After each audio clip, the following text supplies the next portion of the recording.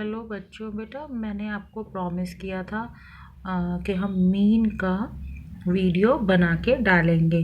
तो मैं मीन का क्वेश्चन ले रही हूँ आपके लिए। और मुझे मालूम है कि अगर मेरे बच्चे ध्यान से देखेंगे, एक एक चीज़ को ध्यान से सुनेंगे तो डेफिनेटली आ जाएगा, क्योंकि ये इजीएस्ट टॉपिक है। तो मैंने आपकी एक्सरसाइज 14.1 का ये क्वेश्चन नंबर 1 लिखा हुआ है। बेटा आपको इसी तरह से क्वेश्चंस आएंगे। देखो यहाँ पर है, ऊपर वाले कॉलम में लिखा हुआ है नंबर ऑफ प्लांट, ओके। और नंबर ऑफ प्लांट के ऊपर ऐसा लिखा हुआ है 0-2। इसका अर्थ है 0 से 2। फिर नेक्स्ट कॉलम है 2 बीच में डैश 4, इसका अर्थ है 2 to 4। और फिर नेक्स्ट कॉलम है 4 to 6, 6 to 8, 8 to 10, 10 to 12, 12 to 14। और 0 to 2 के बीच में हाउसेज हैं 1, 2 to 4 प्लांट हैं 2 हाउसेज में, 4 to 6 प्लांट हैं एक हाउस में, 6 to 8 प्लांट हैं 5 हाउस में। तो इस प्रकार से ये वहाँ पर डाटा दिया गया है। And we have to find mean. अब मैं मीन का आपको एक अर्थ बाद में भी बताऊंगी। फिलहाल हमें ये क्वेश्चन सॉल्व कैसे करना है, जब आपको बिल्कुल प्रॉपरली इस फॉर्म में दिया हुआ होगा क्वेश्चन, और आपको अब क्या करना है बेटा, सॉल्यूशन। तो हम लिख लेते हैं सॉल्यूशन। अब सॉल्यूशन करना किस तरह से है, देखो बहुत सरल है। हम ये बैठी हुई लाइनों को खड़े में लिखना शुरू कर देते हैं। आई होप आपको क्लियर दिखाई दे जाएगा। 4 to 6, नेक्स्ट हो गया हमारे पास 6 to 8, 8 to 10, और लास्ट है हमारा 8 to 10, 10 to 12। नेक्स्ट है हमारे पास 12 to 14। ठीक है। और मैंने क्योंकि अब यहाँ पर खड़े कॉलम, एक कॉलम तो बना लिया खड़ा हुआ, ठीक है। अब हमें सेकंड कॉलम बनाना है। तो वो हो गया 1, 2, 1, 5, 6, 2, और लास्ट में है 3। तो मैंने ये दो कॉलम तो अपने क्वेश्चन में से उतार लिए, ठीक है। अब हमें क्या करना है, अब ध्यान से देखिए, ये हमारे, इन्हें हम कहते हैं इंटरवल, ओके। क्लास इंटरवल मैं यहाँ पर लिख देती हूँ क्लास इंटर। अगर आप नहीं भी लिखते हैं तो इट डजेंट मैटर, पर लिखना अच्छा है, हमें लिखना चाहिए, ठीक है। Class interval. दूसरा हमारे पास आ जाता है, ये हो गई हमारी फ्रीक्वेंसीज। जो डैश वाले कॉलम है वो हो गया हमारा क्लास इंटरवल, और जो गिनतियां हैं they are set to be frequencies. बारंबारता, बार कितनी टाइम्स आया है, that is known as frequency. तो ये तो हमने बिल्कुल जस्ट अभी तक क्या किया बेटा, अभी तक हमने सवाल के जो ये बैठी हुई लाइनें थी इन्हें हमने खड़े में लिख लिया। अब मैं आगे एक बहुत सरल काम करूंगी, देखो आप सबको बड़े आराम से समझ आएगा। आप कहोगे अच्छा ये इतना आसान होता है, वी कैन डू इजीली। तो आपको क्या करना है, ये गिनती है हमारी 0, जो ये डैश है आपने इसको लिखना है प्लस, फिर दूसरी काउंटिंग है हमारी 2 and divided by 2, always divided by 2, because we are given 2 numbers, 2 numbers हैं तो we will always divide by 2। तो 0 + 2 इज 2/2। इसे सॉल्व किया, आ गया हमारे पास 1, ठीक है। नेक्स्ट में आप क्या करोगे, अब आप भी मेरे साथ बोलते हुए चलना। जब आप वीडियो देखोगे तो साथ साथ बोलते रहना। 2 + 4/, कितना होगा 2। तो ये कितना आ जाएगा 6/2, यानी के 3, ठीक है। थोड़ा सा फास्ट चलेंगे अब। 4 + 6/2 यानी कि 10/2 ये हो गया 5। अब आप बेटा एक पैटर्न देख रहे होंगे, देखो, और आएगा भी ऐसे ही। अब आप देख रहे हो, अरे पहली काउंटिंग 1 आई, दूसरी लिखी 3 आई, तीसरी लिखी 5 आई। तो क्यों कर रहे हैं हम ये इतना काम? हम इजीली इसके आगे और नहीं लिख सकते? Yes, we can write. तो यहाँ पर हमारे पास नेक्स्ट काउंटिंग आती चली गई। तो बेटा अब आप ये देख रहे हो ना, इस तरह से ये सारी काउंटिंग्स हमने लिख ली हैं। हमारे पास कितनी काउंटिंग्स थी? 2 काउंटिंग थी, 0 से 2।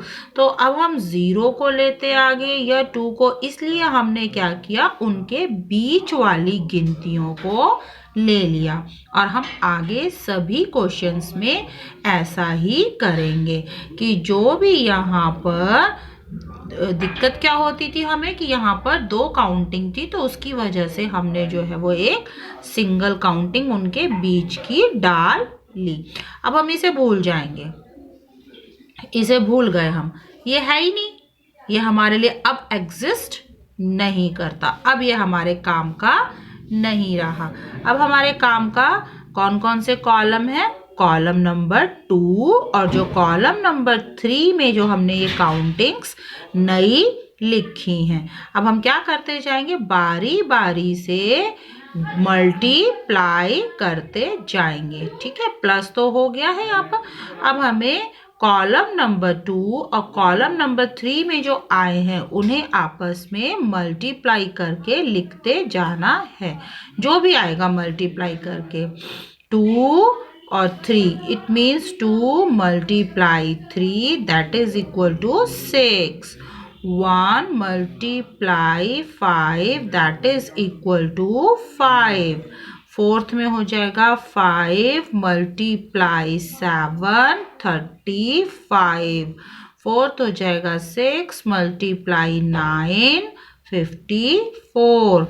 2 मल्टीप्लाई 11 means 22।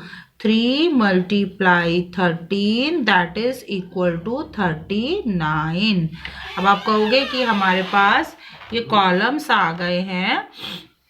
अब हमने क्या किया था बेटा, आप देख रहे हो, फर्स्ट कॉलम क्वेश्चन में से ही उतर लेता है, सेकंड कॉलम भी क्वेश्चन में से ही उतर जाता है।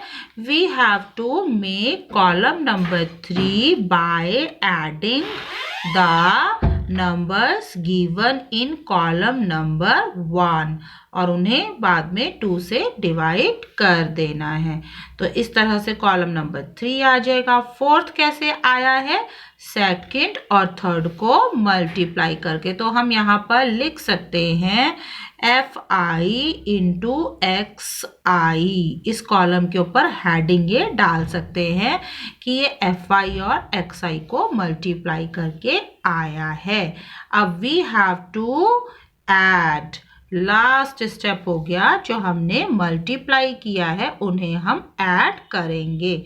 तो ये हो गया हमारा 1 + 6 7 + 5 12 + 5 17 + 4 21 + 2 23। 23 में 9 और ऐड किए 32। तो हमारा 2 आ गया और 3 हमारा कैरी।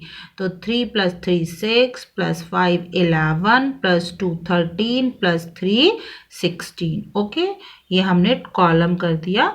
अब मैंने क्या कहा था आपसे कि हमने इस कॉलम को तो मान लिया ये एग्जिस्ट ही नहीं करता, तो इसको तो हमें देखना भी नहीं है। अब आगे इसका कोई काम बचा भी नहीं है। And we have to add the numbers given in column number 2।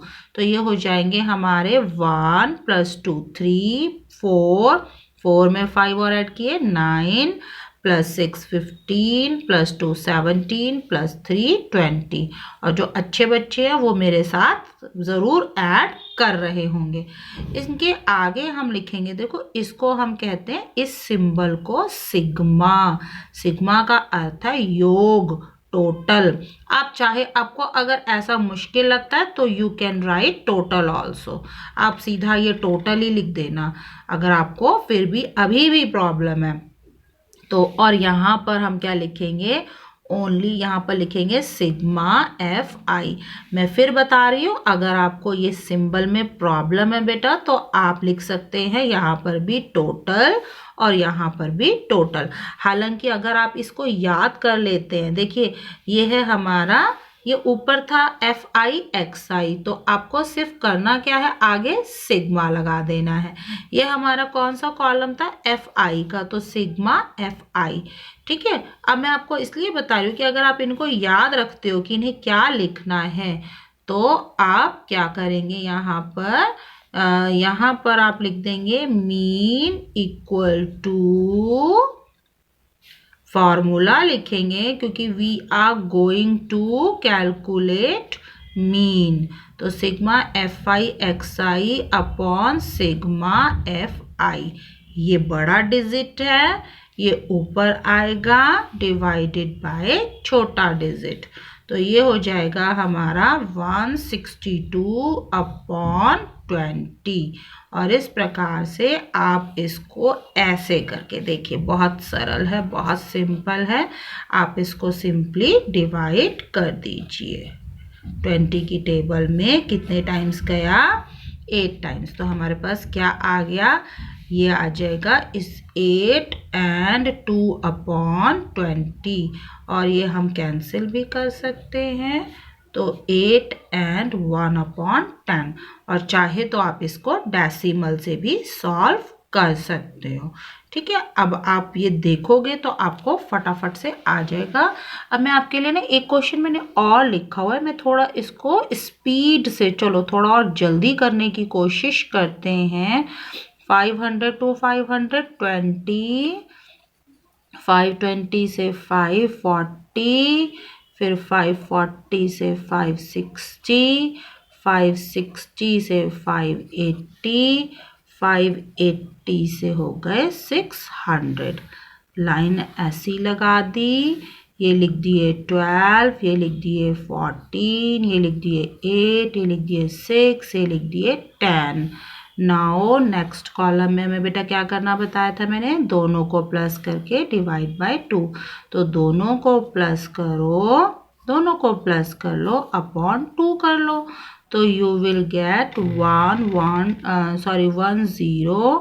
1020 upon 2, इसको आप डिवाइड करेंगे, आपका आ जाएगा 510।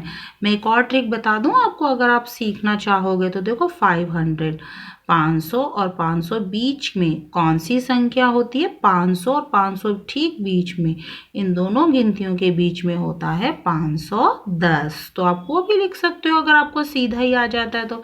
अब नेक्स्ट काउंटिंग कितने गैप का है, यहाँ पर हमारे पास अंतर है 20 का अंतर, तो 510 यदि पहली संख्या है तो दूसरी संख्या होगी 530, तीसरी होगी 550, फिर होगी हमारी 570, और फिर नेक्स्ट होगी हमारी 590। बड़े आराम से लिख लिया हमने। और इस कॉलम को बेटा हमने क्या नाम दिया था, दूसरे को F और तीसरे को X, और चौथा कॉलम फिर बन जाता है FI गुणा XI, यानी 510 गुणा 12, फिर बनेगा 530 गुणा 14, फिर बनेगा 550 गुणा 8, फिर बनेगा 570 गुणा 6, फिर बनेगा 10 गुणा 590, और इस प्रकार से आप सभी को मल्टीप्लाई करके लिखोगे, फिर आप उनका योग टोटल करोगे और उसको क्या लिखेंगे बेटा, सिग्मा FI XI, और यहाँ पर टोटल करेंगे sigma FI, and then you have to calculate the mean. Mean कितना होता है हमारा, क्या फॉर्मूला है, FI XI upon sigma FI, यानी ये वाली संख्या अपॉन ये वाली संख्या, तो है ना बहुत इजी मीन निकालना। तो अब हम इसके अलावा क्लास में भी एक और मेथड डिस्कस करेंगे जिससे कि आपको और अच्छे से आ जाएगा।